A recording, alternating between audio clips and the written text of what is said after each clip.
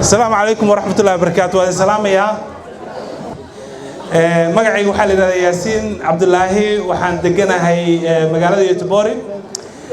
dad idin kamid ah oo badan waxaan malaynayaa inay wajigayga iyo magacayga haybti garanayaan wax badan baan magaalada Trollhättan aan imid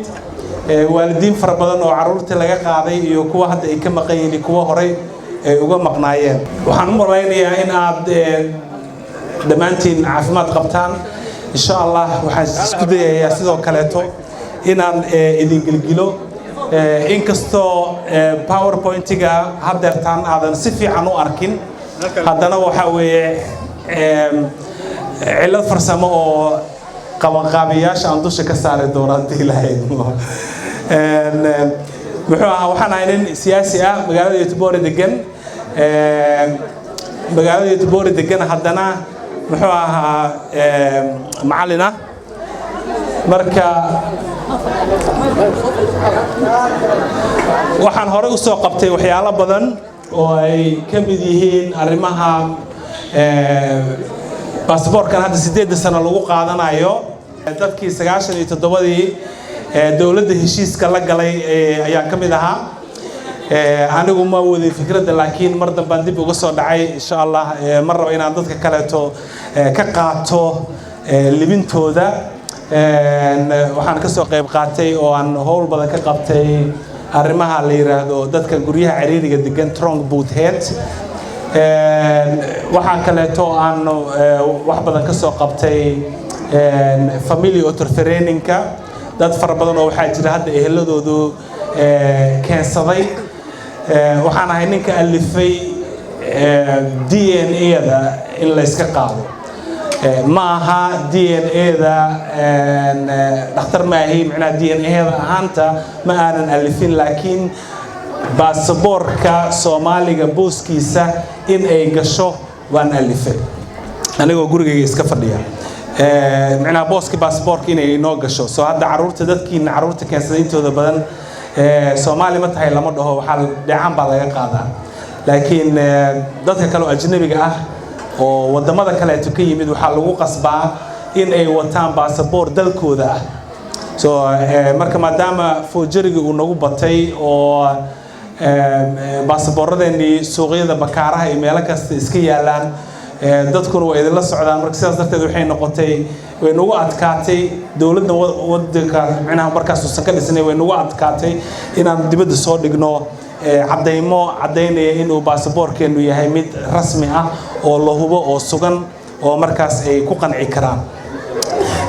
iyo waxyaalo fara badan oo kale to haddeertaan aan runtii waqti u haynin maadaama waqtiga uu nagu dhamaaday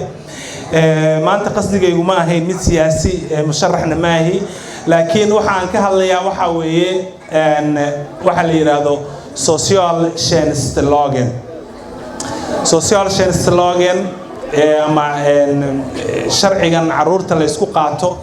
maxaynu ka ognahay ceyrtu ama qoladan ceyrtu waa hay'adda kaliya oo loo sameeyay ama ay isticmaasho sharci iyaga qaas u ah oo la yiraahdo social change slogan sharcigaasi waxa ku jira sharciyo kale oo awal wadanka hore uga jiray oo aad u moodid maaragtay inay isaga kabayaan shuruucdaasay loo sameeyay social change slogan wuxuu ka samaysan yahay 17 capital ama qodob buu ka samaysan 16 ayuu ka samaysan yahay 16 kaasaytina waxaa ka mid ah qaarkood hiigsiga meesha waxa ay hiigsanayaan degmadu muhiimadda macnaha degmadu mas'uuliyadda saaran iyo sida loo qaybin lahaa mas'uuliyaddaas hadba qof walba meesha uu kaga jiro qaybtiisa in uu qofka degan ama muwaadinku uu yahay muwaadin dalban kara oo xaq u leh in uu gargaar weydiisto gargaarka kelmadda waxa ay qoran baan u malaynayaa ma aqaan inaad arkaytaan be stoned ajnabiga dadka ajnabiga Soomaalida anagu aan ku jirno kelmadda Beeston marka aan maqalno inteena badan waxa maskaxdeeda ku soo dhaca inaanu rabno lacagtii aan nolol maalmeedkayga ku noolaan lahayn Beeston diga marka ma aha dhaqaalo kaliya Beeston diga waxaad samaysan kartaa waxa la yiraahdaa baahiyaha kaleeto ayaa dalban kartaa oo ay kamid tahay tusaale ahaan qof naafa ah oo kale inuu helo qof u shaqeeyo assistant iyadoo lafteedu waxay waa nooc kamid ah Beeston diga ama kaalmada gargaarka lacagta watercraft waxa la dhaho ceyrtu ay leedahay waxay lacagta hadii lacag aad si qalad ah ku qaadatay oo kaleeto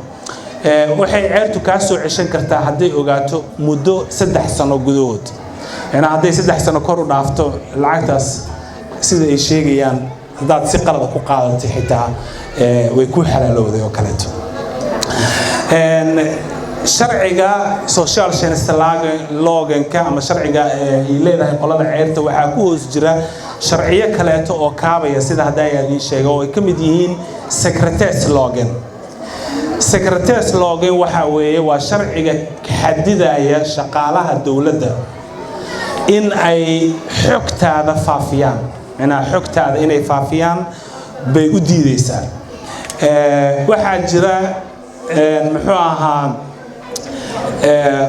capitalka koowaad aad buu ka capital badan yahay xeerka sirta ah ama qodobka sirta ah secretaries looganka waxa uu leeyahay macnaha farqadiisa koowaad isla qodobkaasi macnaha ama isla xeerkaas aan ka wada hadlayno ama sharcigaas aan ka wada hadlayno verksamheten ska bygga på respekt för människans självbestämmanderätt och integritet يعني intaas marka la leeyahay hadaanu macnaha soo dhaxgeliyo waalidiinta kale tii caruurta laga qaaday ciyaalka yani waxa jira waxyaalo marmarka qaar kood dhaqan ahaan la dhahaya war hebel iyo hebel muxuu warka igu soo gudbin waayay qofku jecel yahay in wax ku sheego laakiin marmarka qaar kood sharcigan baa qabanaya oo secretariatka يعني ما كوسو قدبين كرو حق كوسابسن قف كله أو بني آدم أو أديكو كله تعال. سو مركا ماشاس مركا يجوكتو واحد أركيسا إن ليسكو دعاية. والد كصوماليات وحقوها يستا عرورته ويسجل عليه إنه يسجل ليه هاي. لكن سيدا اسمها ودن كشرعي ودن كأنه ودن كأن كنا والله هاي شرعي سيدا اسمها. عرورتا waxa aad adiga leedahay intay uurkaaga ku jiraan oo adiga qayb kamid ah ay tahay ilmuhu marka ay dhashaan codkay waa gugu baan maleynaya ilmuhu marka ay dhashaan oo ay banaanka dibadda soo istaagaan waxa weeye qof bini aadan ah oo san ku neefla ah oo adigoo kaleeta ah oo dibadda taagan yani mas'uul baad ka tahay laakiin malihid منها waxa aad leedahay waa dharkaaga waxa aad leedahay waa saacadaada waxa aad leedahay yani waxa fiican maanta waxa weeye waxa isu reeban mayno inaan waxaan jeclahay waxa idin ka dhaadhiciyo waxa idin sheego hadhow saad rabto isticmaal adiga laakiin waxaan nagu badatay anigu ma ogeyn waxaan la dhaho qofku uu ku leeyahay anigu waxaan ma ogeyn sida ay maxay tahay so marka wixii baan idin sharxiyaa idinku saad rabtaan marka u qaato waxyaalo waxa jira dhaqanka ah iyo waxyaalo waxa jira sharci ah wixii sharciga marka idin sheego wixii dhaqan ahna uu iska toosiyaa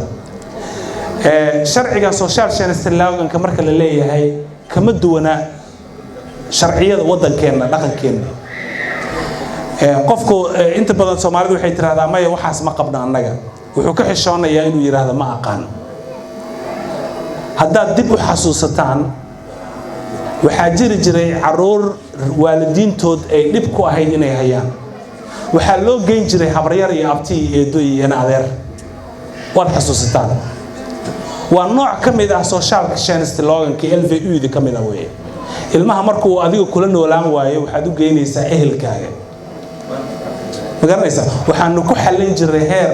ehelo ama qabiil ama wax un baan ku xalin jirnay hadda kii un baa la habeeyo la qurxiyay oo wax kale laga soo saaray isagii baa sharciyo loo sameeyay nin xafiis fadhiya ama dumar xafiis fadhisa baa wixii maareynaysa halka aad qoys ahaan aan wax maareyn jirnay soo marka dhaqankeennii Soomaaliyeed iyo sharcigan waxa uu qabo runtii wax aad u kala duwan ma aha